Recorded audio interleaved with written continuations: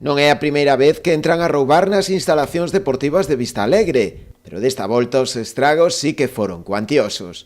Os amigos do Alleo entraron nos almacéns en un dos vestiarios do campo, reventando as portas para levarse toda a fontanería, causando tamén roturas nos falsos teitos. Visto o visto, sabían ben o que querían. Apareceron uns destrozos moi importantes nos vestuarios, en todas as portas prácticamente apalancaronas todas as portas que hai ali nas naves da instalación de Vistalegre. Arrancaron todo o que é a tubería de fontanería, duchas, e deixaron cousas de valor, por exemplo, como desbrozadoras, deixaron sopladores, destos aparatos que utilizamos nós para desbroces, para limpieza das instalacións, e iso non o levaron.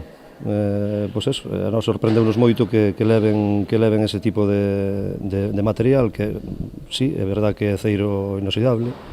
Dinos a Guardia Civil que efectivamente que hai sitios onde poden vender. Pendentes de avaliar os custes nunha nova visita ás instalacións na compañía do arquitecto municipal, dende o Concello lamentan este tipo de feitos.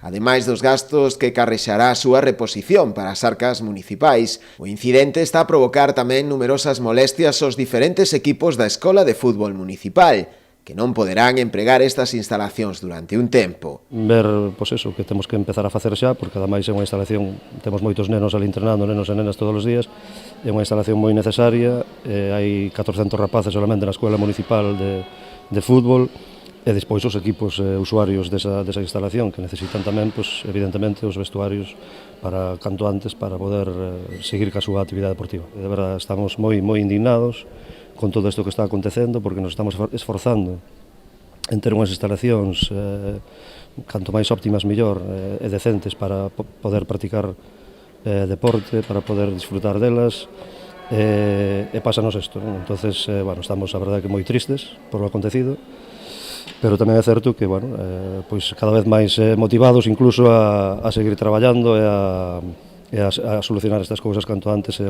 esperemos que non se volvan a repetir, que non volva a acontecer.